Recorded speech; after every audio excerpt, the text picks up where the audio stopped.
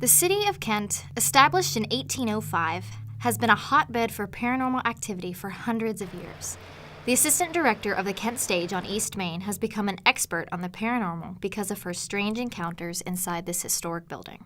It turns out, holy cow, Kent is like a ghost mecca almost. The whole town is amazingly haunted. Because of Charlton's interest in Kent history and the ghosts in the area, she began doing a ghost walk each year where people can tour these areas and hear real ghost stories. So could you tell me a little bit about the ghost walks in Kent that you guys do?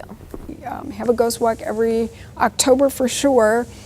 Sometimes I do them for other activities. I usually do one during Kent Paranormal Weekend and some of those other things that we do. So through the years we just keep, the stories actually evolve because you just keep finding out more history, or somebody will come to you with more information. So anyway, we have businesses, we have some private residences, so we try to really mix it up on the walks. We have some fraternity houses that are sometimes there. The building that the BW3 is currently in, that used to be a hotel, so that's like super haunted over there, so that's a fun place. Puffer Belly is like amazingly haunted, so and we've been able to work all these years with like Kevin, who owns the Puffer Belly restaurant, and some other people that have been in the building have been very gracious and allowed us to come in and do some work with that. So we have a walk on this side, and then we do sometimes a west side walk, and there's different places on that side of town as well. So we just keep adding to our stories and trying to develop some different walks each year and change them up a little bit. So. A pair of paranormal detectives has worked with Rochelle and captured paranormal evidence from the Kent Stage. So we are North Canton Paranormal Detectives. We started with equipment about 2010. Our daughter went down to Ohio University, and I bought my first piece of equipment, a digital voice recorder. And right across the street at OU is the insane asylums, and we decided to go into the graveyard. And I caught my very first EVP when we were talking about the unmarked graves. And together we get some more people, and we go to a lot of different locations all over Northeast Ohio. Jeff and Susie showed us all the equipment they've gotten over the years for gathering evidence. Of the wide variety of tools, some were purchased, but a lot of the equipment was custom made by Jeff, an engineer. And so that this is an infrared light, and this is a full spectrum light. You can virtually take pictures in the dark. Where it's pitch black, this camera with the infrared filter off, it makes it look like it's daylight. And my wife usually carried this around and snap pictures of the room. So what exactly is an EVP?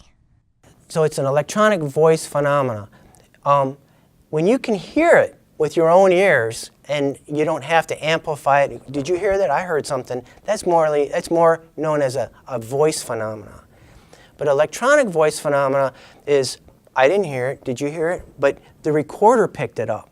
Jeff and Susie were able to spend some time in the Kent Stage using their equipment to find ghosts.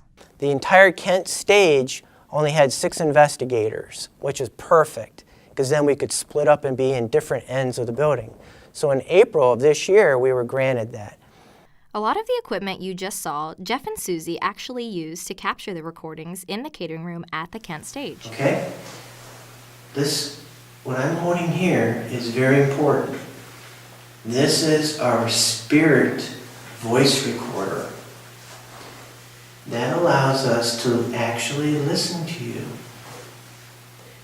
And so when I ask a question, or if my wife asks a question, we would like you to get near this orange light and shout your answer as loud as you can.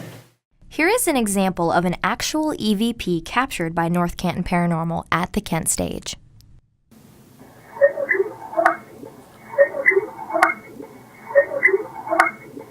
Here's just another example of paranormal evidence also captured by Jeff and Susie at the Kent Stage.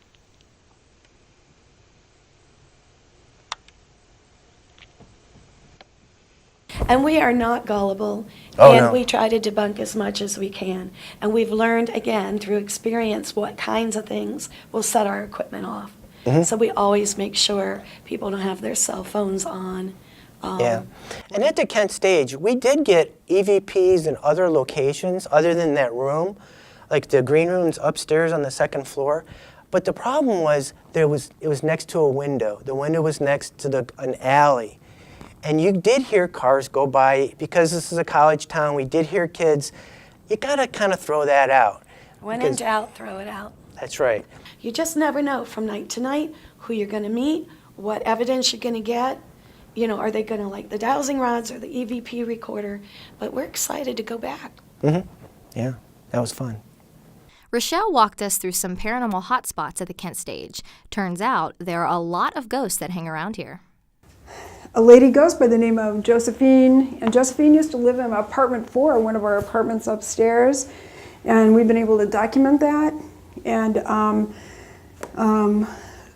things get moved around in here. Sometimes things are missing in the building, and we'll find them in this room, and it's like, how did they get, But the most interesting story is about a man named Woody. Woody was totally loved music and film and all those kinds of things. And he then got a job here when he was 16 as a theater usher, and pretty much never left. Owners at that time of the theater lived in Pennsylvania. They didn't live here. So he would make sure everything was in good working order, and if something seemed like it needed repaired or whatever, he would call them, report on it, get somebody from the area that he thought was reliable to come and fix it. So the people that owned the theater really depended on him, and he used to tell people he was the theater guardian, like it was his job. On December 24th of 1990, Christmas Eve, he was checking the building in the evening and evidently went into a breathing episode. And he actually kept a small cot back in where our green room is now, and he went there to lay down to see if he could catch his breath, and was unable to, and he ended up passing away alone here in his beloved building. Well, he went in a place that was so important to him also. So, but anyway, yeah, so he's around. He's still our theater guardian. Kyle and I didn't experience much paranormal activity at first, but the theater guardian might have made his presence known on our way out.